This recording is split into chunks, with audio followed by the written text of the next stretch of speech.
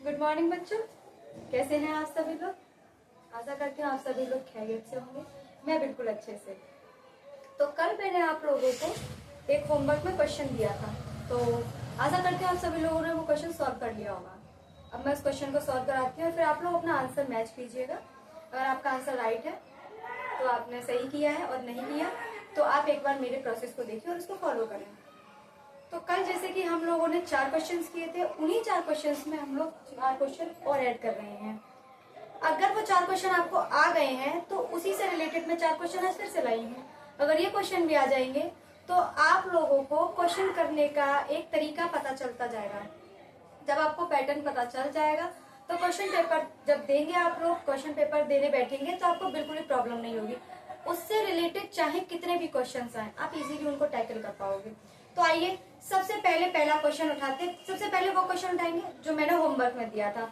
तो होमवर्क में मैंने क्वेश्चन दिया था 5 cos square 16 plus 4 sec square 30 minus 10 square 45 plus cos square 90। इसकी वैल्यू आप लोगों को मैंने फाइंड करने दी थी। मुझे पता है कि अभी तक मैंने आप लोगों को ट्रिग्नोमेट्री में कुछ नहीं बताया, ना ही मैंने आपको किसी की वैल्यू बताई है। आज मैं आप लोगों को पूरी टेबल भी बता दूंगी, और पहले इस क्वेश्चन को सॉल्व करते हैं, उसके बाद में मैं आपको टेबल बता दूंगी जिसको आप अच्छे से याद कर लेना, और फिर मैं आपको कुछ क्वेश्चन दूंगी जो कि आप घर से करके लाना। तो क्वेश्चन दिया है आपको 5 cos square 60 plus 4 sec square 30 minus के 10 स्क्वायर 45 प्लस के है cos स्क्वायर 90। तो आप लोगों को इस क्वेश्चन की वैल्यूज फाइंड करनी है। तो क्वेश्चन में निकालना है आपको सबसे पहले cos स्क्वायर 60। cos स्क्वायर 60 की वैल्यू होती है 1/2। तो 5 मल्टीप्लाई 1/2। इसके ऊपर क्या लगा हुआ है, स्क्वायर, तो हम इस वैल्यू के ऊपर भी क्या लगा देंगे बेटो, स्क्वायर। अब यहाँ पर है 4 sec 30। sec 30 की वैल्यू होती है 1/√3/2।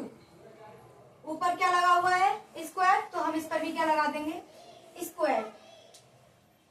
अब लगाएंगे हम माइनस 10 स्क्वायर 45।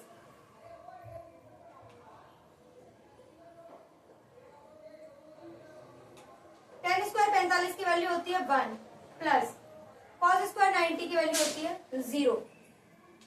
अब हम इसको सॉल्व करेंगे।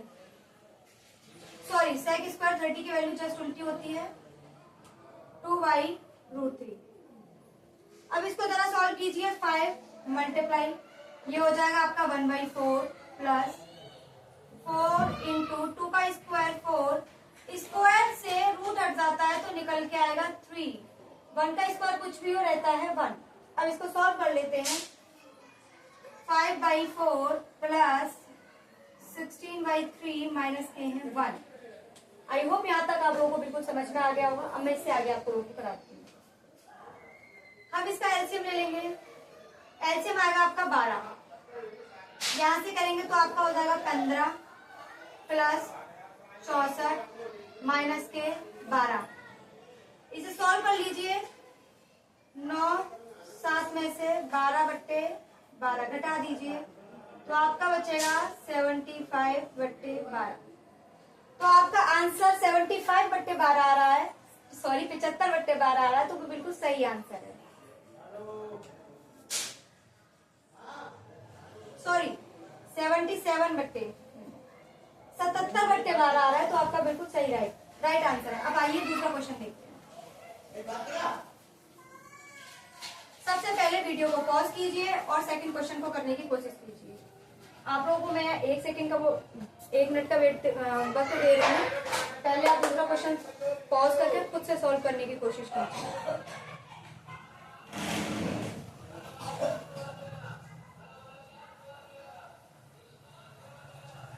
तो आइए, आई होप आप लोगों ने कोशिश की होगी करने की। दूसरा क्वेश्चन है कि बिंदु A 1,3 तथा B -4,6 को मिलाने वाले रेखाखंड को 2:1 के अनुपात में अंतर विभक्त करने वाले बिंदु का निर्देशांक ज्ञात कीजिए। तो जब निर्देशांक आ गया, बिंदु आ गए, तो ये क्वेश्चन किसका हो गया बच्चों, ये क्वेश्चन हो गया आपका निर्देशांक ज्यामिति का। हमें निर्देशांक दे रखे हैं। अब यहाँ पर अब तक हमसे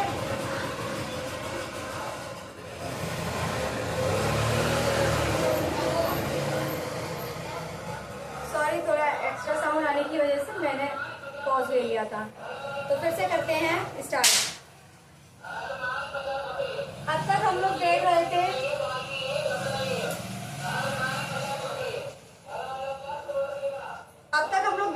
निर्देशांक ज्यामिति में सिर्फ और सिर्फ डिस्टेंस के फॉर्मूले को अब तक मैंने आप लोगों को कराया था। अब डिस्टेंस के फॉर्मूले के बाद में एक आता है आपका रेशियो वाला फॉर्मूला। तो रेशियो वाला फॉर्मूला देख लीजिए आप। आपको यहाँ पर दो वैल्यू रेशियो दे रखा होगा, m1 रेशियो m2, और आपको दे रखे होंगे पॉइंट।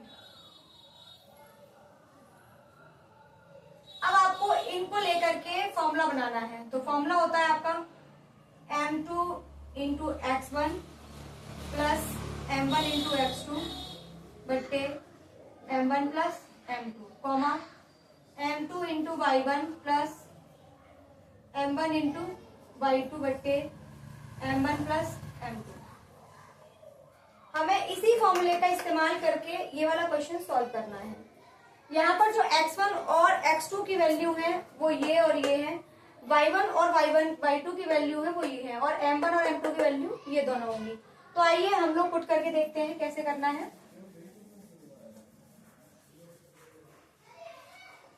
तो हमें a की वैल्यू दे रखी है 1,3 और b की वैल्यू दे रखी है -4,6।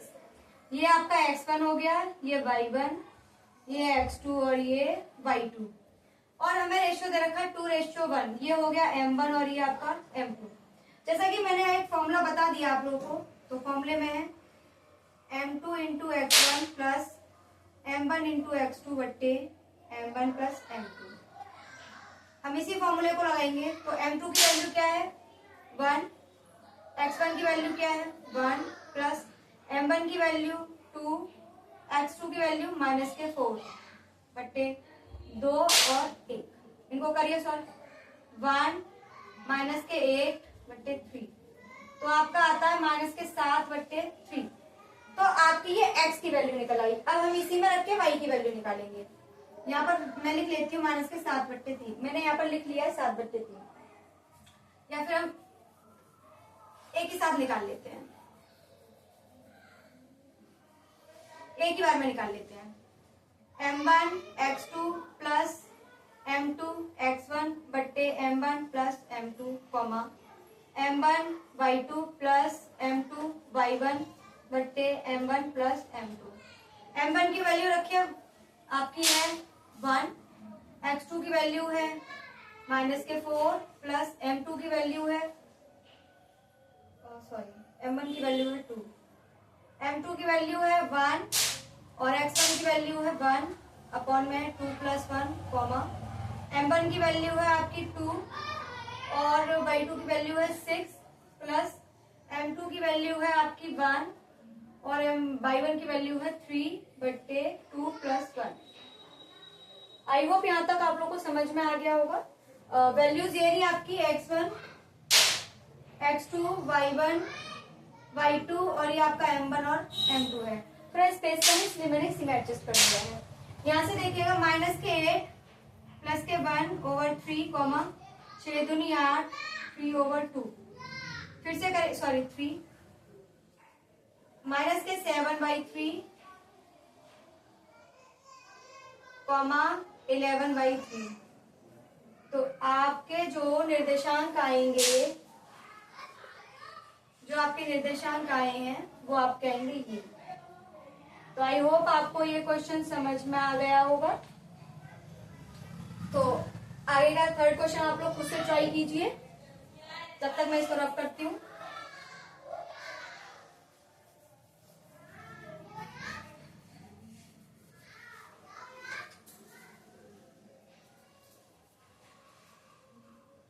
गर्मी बहुत है। आइए सेकंड क्वेश्चन है, द्विघात समीकरण 3x² - 12x प्लस m बराबर 0 के मूल बराबर हैं तो m का मान होगा। अब फिर से हमारे पास द्विघात समीकरण से संबंधित प्रश्न आ गया है। द्विघात समीकरण से संबंधित प्रश्न में मैंने आप लोगों को कल भी 2 फॉर्मूले बताए थे, परसों भी बताए थे, आज फिर से मैं बता रही हूँ कि जब भी द्विघात समीकरण आए तो सबसे पहले ये देख लीजिए क्या उसमें मूलों से रिलेटेड कुछ तो नहीं पूछा है। जब भी मूल पूछे जाएंगे तो पहला मूल होता है ये और दूसरा होता है ये।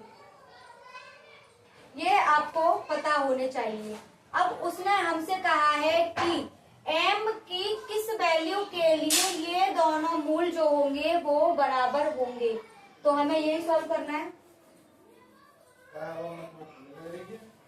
आइए सबसे पहले हम द्विघात समीकरण लिख लेते हैं। तो हमें इक्वेशन दे रखा है 3x² माइनस के 12x प्लस के m बराबर 0। सबसे पहले हम इसकी तुलना करा लेते हैं। तो तुलना किससे कराते हैं बेटा, ax² plus bx plus c बराबर 0। a की वैल्यू 3, b की वैल्यू -12 और c की वैल्यू हमें दे रखी है m। तो ऐसा क्वेश्चन तो मैंने नहीं कराया है, लेकिन इससे रिलेटेड मैंने आपको 2-3 क्वेश्चन करा दिए हैं। तो इसे आप लोग खुद से सॉल्व करने की कोशिश कीजिए और मैं भी आपको सॉल्व कराती हूँ। सॉल्यूशन मैच कीजिए कि आप सही कर रहे हैं। उसने बोला है मूल बराबर हैं तो m का मान होगा। उसने कहा है कि इसके जो मूल हैं, ये आपका योगफल और ये आपका गुणनफल, जो इसके मूल हैं वो बराबर दे रखे हैं। तो हमें m की वैल्यू फाइंड करनी है। किसकी? m की वैल्यू फाइंड करनी है। जब हम योग देखते हैं तो हमारे पास निकलता है -b/a, और अगर हम गुणनफल देखते हैं तो हमारे पास आता है c/a। b की वैल्यू हमें दे रखी है -12, a की वैल्यू दे रखी है 3, c की वैल्यू m और a की वैल्यू 3। यहां तक आप लोगों को समझ में आ गया होगा आई होप। अब 3 से 3 कैंसिल, माइनस का माइनस में मल्टीप्लाई होता है तो बेटा इसका हो जाता है प्लस का, बराबर में m। तो m की वैल्यू हमारी निकल के आई है कितनी, 12। आई होप आप लोगों को समझ में आ गया होगा। तो थर्ड क्वेश्चन हमारा बहुत अच्छे से पूरा हो चुका है और बहुत ही इजी टाइप का क्वेश्चन लगा मुझे आज करते हुए। जैसे जैसे आप इस क्वेश्चन को करते जाएंगे मैं बार बार आपको रिपीट कराती रहूंगी उसी तरीके के क्वेश्चन, जिससे कि अगर इनसे रिलेटेड कोई भी क्वेश्चन बनता है तो आप बहुत आसानी से क्वेश्चन पेपर को सॉल्व कर पाए। अभी मैं थोड़े इजी टाइप के क्वेश्चन ला रही हूँ, फिर धीमे धीमे और टफ करूंगी और सारे चैप्टरों से रिलेटेड हर क्वेश्चन को लेकर आऊंगी। ऐसा नहीं है कि सिर्फ 2 ही 3 चैप्टर को घुमाऊंगी, सारे क्वेश्चंस को लेकर आऊंगी, सारे चैप्टर से रिलेटेड क्वेश्चन को लेकर आऊंगी। तो आई होप आप लोगों को थर्ड क्वेश्चन समझ में आ गया होगा। अब फोर्थ क्वेश्चन की तरफ बढ़ते हैं।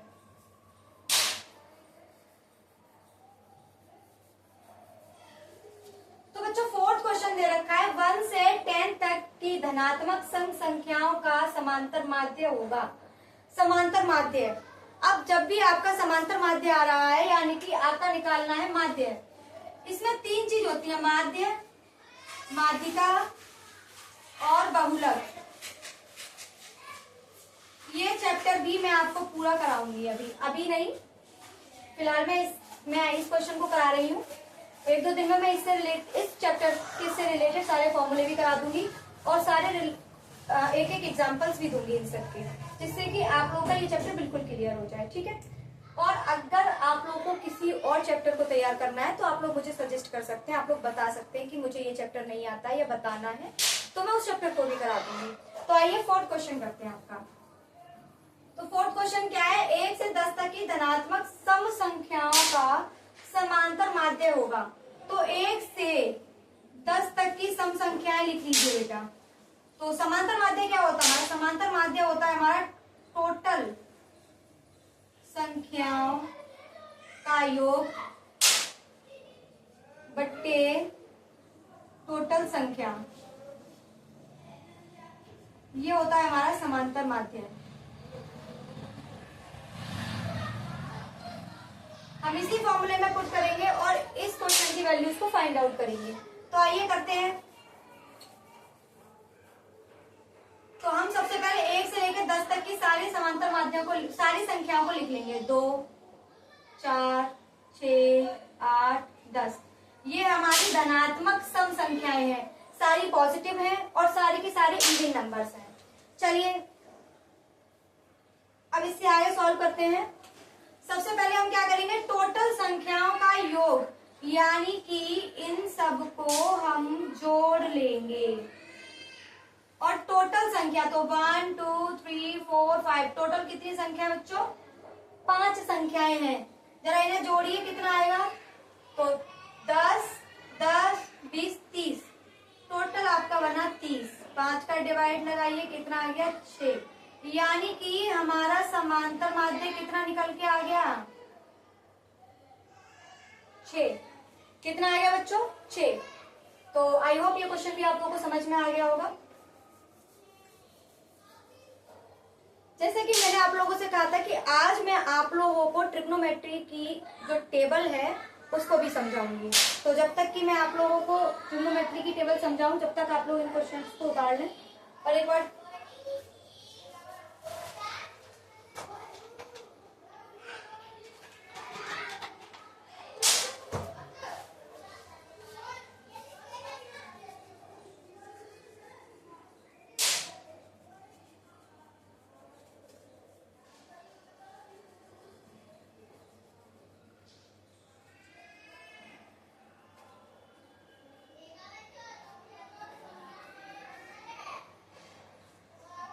चलिए, तो मैं आप लोगों को सबसे पहले एक तो दूंगी क्वेश्चन होमवर्क में।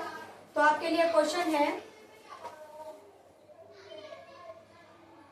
साइन ए बराबर दे रखा है 3/5, तो कॉज ए की वैल्यू ज्ञात कीजिए। ये आपका होमवर्क है। मैंने इस तरीके का क्वेश्चन आप लोगों को कल करवाया था, तो आप लोग इस क्वेश्चन को बनाकर लाइएगा, उतार लीजिए, और मैं आप लोगों को आज करा देती हूँ पूरी की पूरी टेबल। तो एक मिनट। हाँ, तो चलिए मैं आप लोगों को करवाती हूँ कि किस तरीके से आपको टेबल के सारे मान याद रखने हैं, जिससे कि जब मैं क्वेश्चंस को सॉल्व कराऊं तो आप लोग इजीली उन क्वेश्चंस को देख पाए। तो सबसे पहले हम यहाँ लिख लेते हैं साइन, कॉस, टैन, कॉट, सेक, कोसेक। ये आपका 0, 30, 45, 60, 90।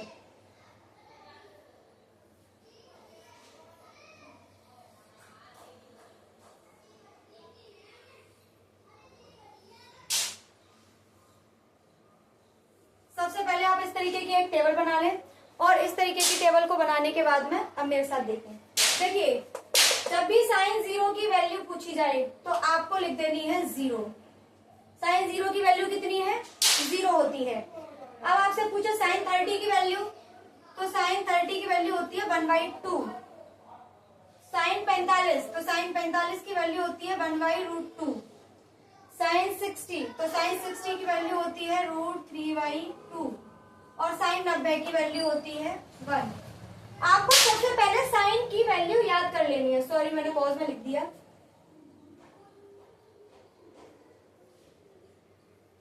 ये होगा आपका sine, cos, tan, cot, cosec, sorry sec, और ये हो जाएगा आपका कोसेक।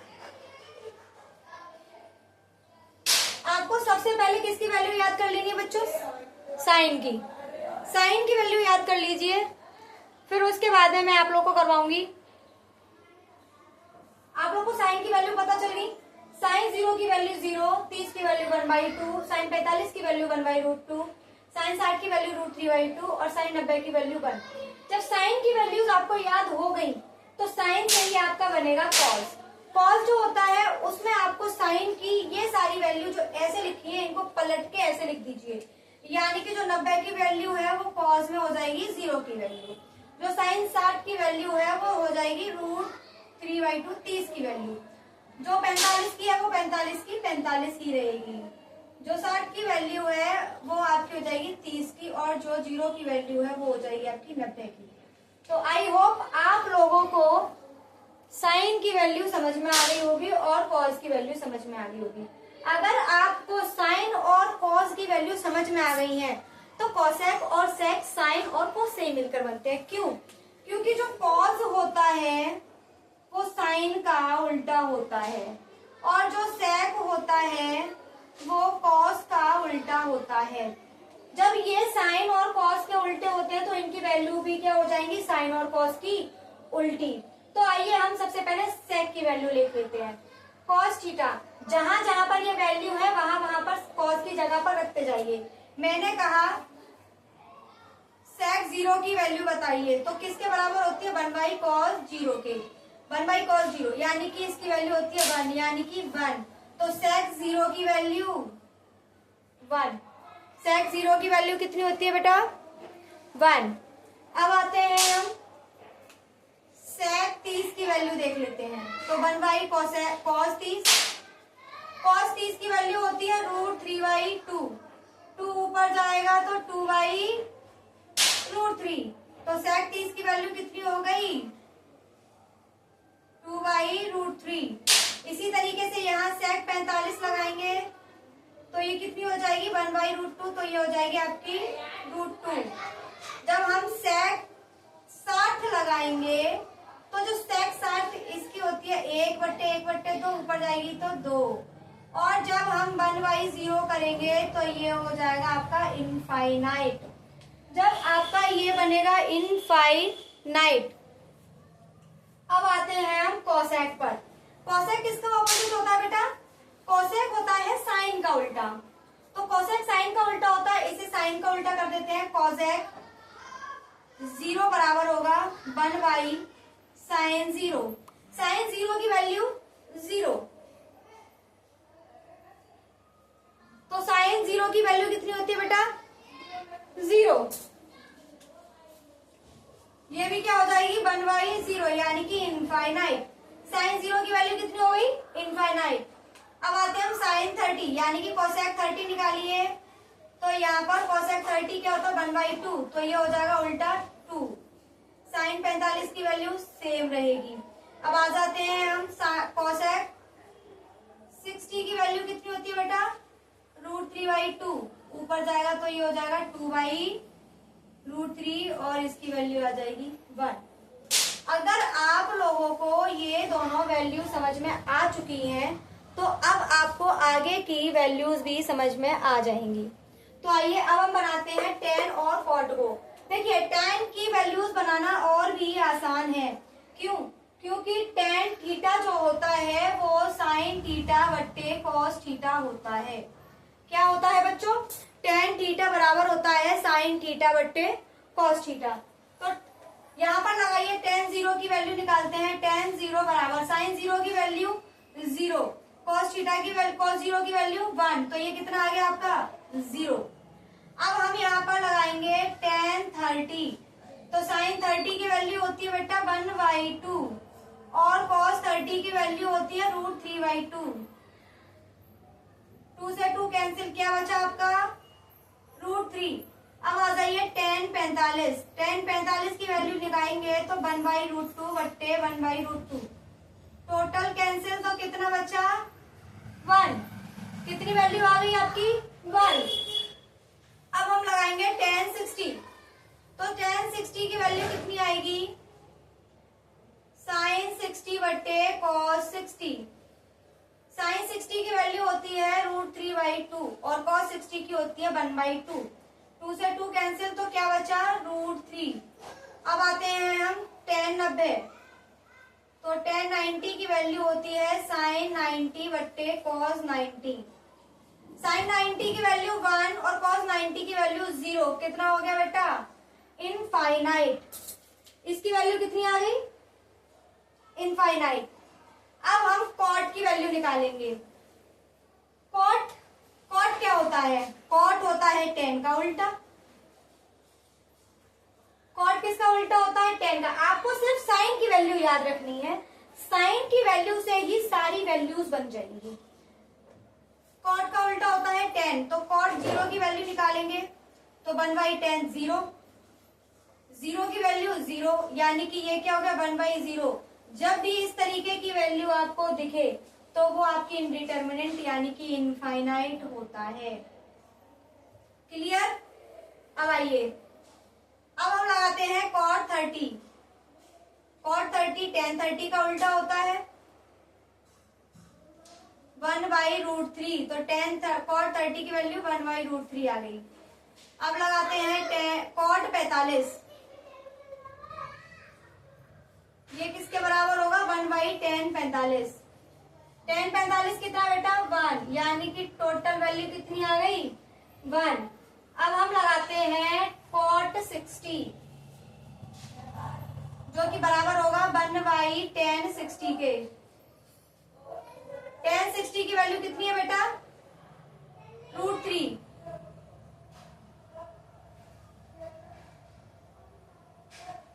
सॉरी, ये 1/√3 होगी।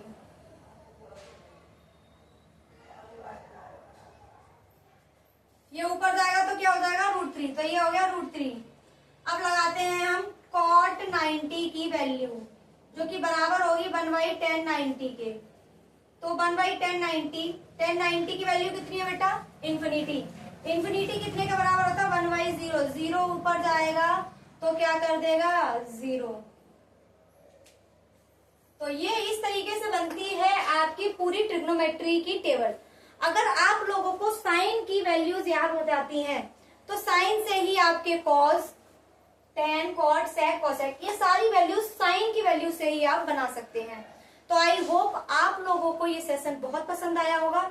आप कल इस पूरी टेबल को याद कर लेना, अपने जहां भी आप पढ़ते हैं उसी जगह पर अपने सामने टेबल के सामने लगा लेना। सुबह शाम 2-3 बार देखिएगा, 3-4 दिन में आप लोगों को ये सारी वैल्यूज याद हो जाएंगी। जब ये वैल्यूज आपको याद हो जाएंगी तो ट्रिग्नोमेट्री की आधे से ज्यादा प्रॉब्लम आपकी सॉल्व हो जाएगी। इससे रिलेटेड जब भी क्वेश्चन बनेगा आप इजीली उसको सॉल्व कर पाएंगे। आई होप आप लोग को ये सेशन पसंद आया होगा। इसी तरीके से आप मेरे साथ चलते रहिए और सहयोग करते रहिए। लाइक, शेयर, सब्सक्राइब कीजिए। ज्यादा से ज्यादा अपने साथ अपने जैसे ही लोगों को बढ़ाइए जिससे कि मैं आप लोगों की मदद कर सकूं। आपका बहुत बहुत धन्यवाद। अब मिलते हैं आपसे कल। Thank you.